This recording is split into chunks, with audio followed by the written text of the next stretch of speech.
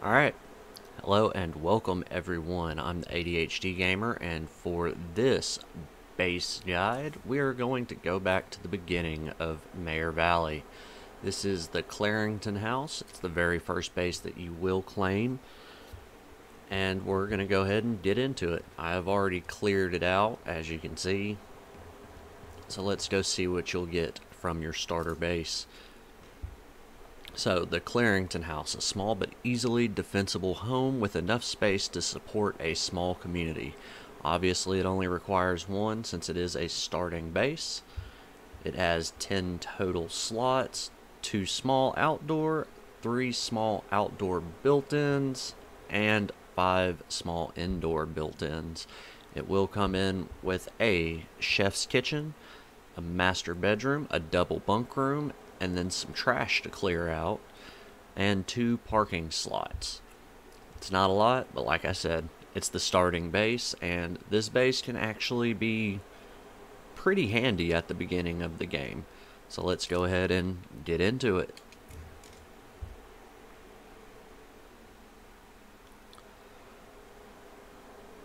So here we are. I have brought my community and all of our mini things over. So let's go ahead and take a look. So when you move in, you will, as I said, have chef's kitchen. You'll have a basic storage, which we will go ahead and upgrade. A double bunk room, which will give you 4 beds and has a mod slot.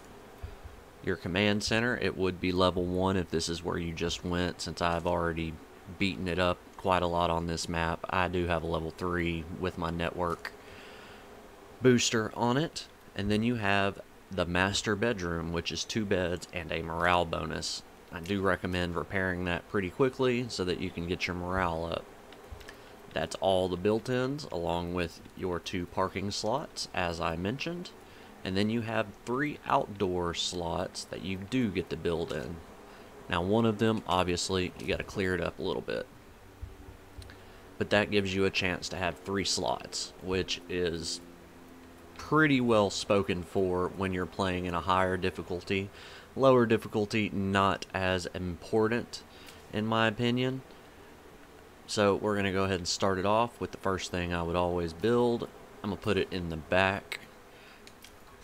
We will start on an infirmary. And whilst we have some of this stuff clearing out and we can't do anything, we will go ahead and start with our first point, location. So the location of this map, or this base, sorry, is in the far right hand corner. It is kind of in the middle, so it is somewhat central, but in its immediate location you will have all of these nice little lootable areas that will have all kinds of stuff that you're going to need right from the start. And then not far from all of these locations is also going to be the starting town. Now this area also has quite a lot of lootables that will help you get going. You may not have an ambulance sitting there nice and fueled up, but you know, you'll have a bunch of stuff to start out with. So that will make it extremely easy to start. I do actually like this as a starting base. It is one of, I mean, yeah, they're all actually not terrible, but this one I do like because the lootable area is so simple to get around. I tend to do this surrounding area all at night because it's nice and close and I can get back fairly quickly. And then I do all of this during the day on a higher difficulty. But let's see. The location is good. I mean, starting base, you don't have much of a choice, but the location of it, nonetheless, is still pretty good. See, we've finished a bunch of stuff. So, my next item I will put here in the back. I would go workshop. And then I would go fighting gym. Now, if you're playing on a lower difficulty, and you're just going to ride this base out until you have a ton of community members, kind of like I do right now, you could throw a still in, start making money, go ahead and get water. That'll help your morale. Can be quite useful. Or you can build a garden, and that will also help out your food. But I don't typically recommend building gardens. I recommend getting food outposts. Those will do just wonders for fixing food problems without having to give up slots to make your base more powerful. I wouldn't waste your time on a watchtower. You could possibly put a rain collector, but if you're going to put a rain collector, just scrounge up the materials and put a still. That way you can try and make money at the same time and still get water versus just getting water.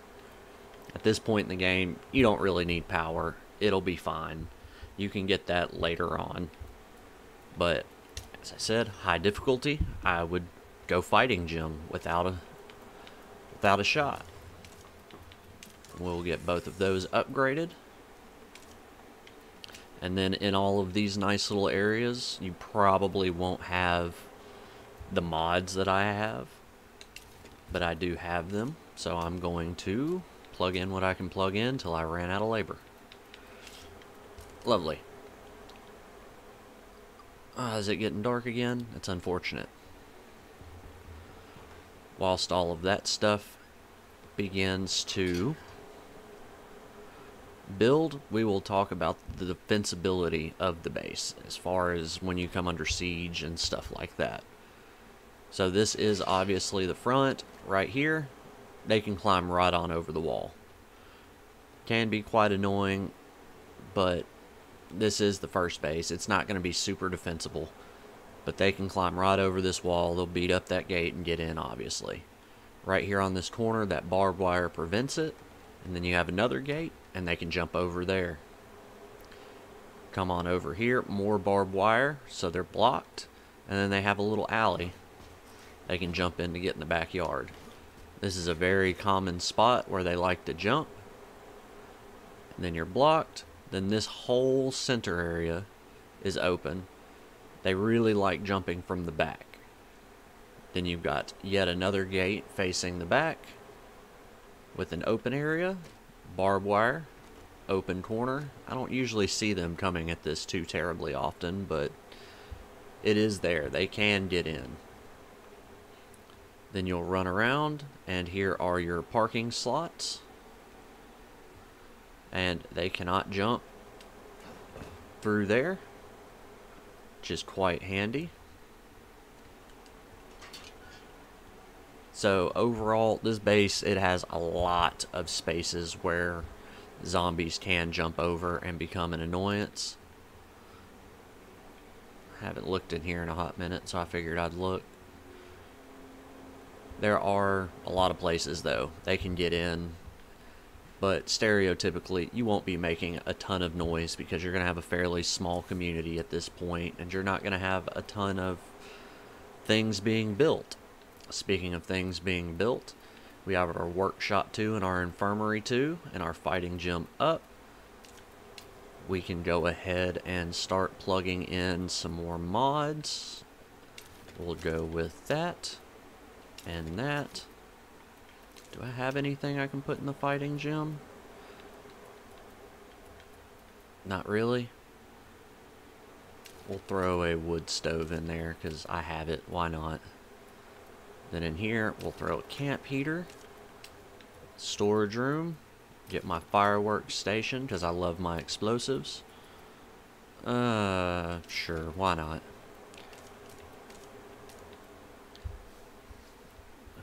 This base, if you find comfy chairs, would be amazing for comfy chairs because chances are you're not going to have electricity for that.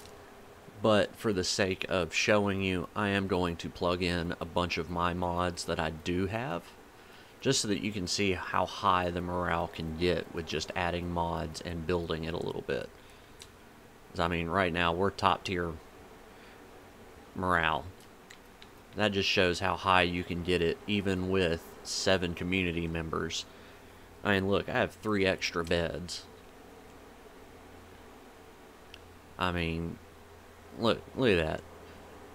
I have a bed and breakfast and then the safe house. So even if I took out the safe house and the bed and breakfast, I would only be down 1 bed.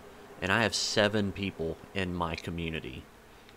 Let that sink in. I have 7, and I would only be down 1 bed, so I would only be losing, I think it's 7 morale as a bed penalty. So you can build your community up quite high in this base.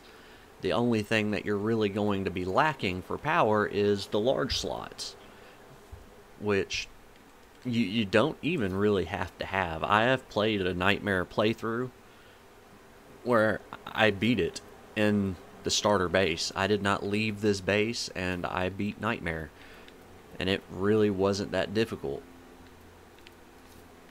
I mean, I shouldn't say it wasn't really that difficult. It was quite difficult, because there's only certain things you can't. I couldn't upgrade my cars, anything like that.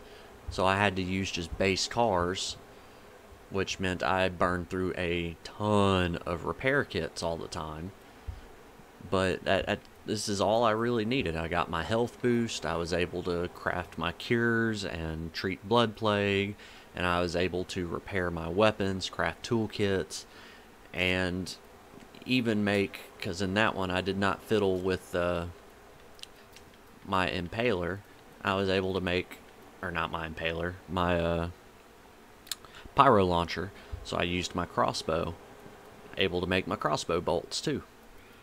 So I mean, it worked out quite well. Once you get electricity, you can craft pipe bombs, which I'm not gonna lie, I threw a ton of fuel bombs at them.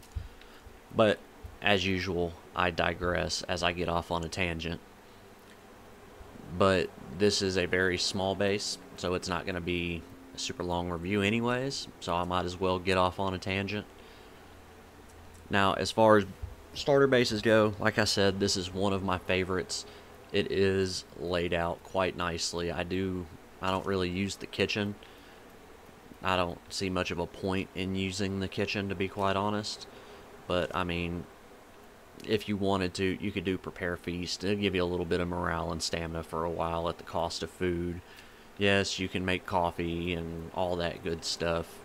I never really mess with the kitchen. It's just another place to put a comfy chair. That's how I look at it. Storage, it can be somewhat handy. I'll upgrade it, because why not? It can be handy again. Mod slot, you can put anything in there. You need it to store stuff, whatever, it's a storage. The double bunk room gives you 4 beds, so I mean, that's all you need is 4 people to get out of this base. So even if you don't repair that, you can still have 4 beds for 4 people. It's fine. This, I do like the +3 morale. I believe that is per person, if I'm not mistaken. Right here.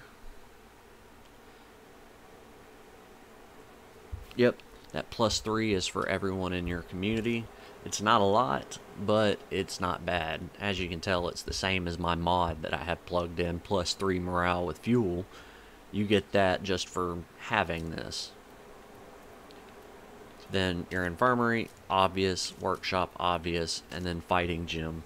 Like I said, I always say that you should get the fighting gym on higher difficulties. On a lower difficulty, not as important, but for the sake of Nightmare Lethal, definitely want this. It will help keep you alive. But that is pretty much the gist of the base. I will show you a layout real quick. So here's our front built, or front customizable. And then if you come right to the backyard, here's our back 2 customizables. Nice and easy to locate. Then we will start on the bottom floor.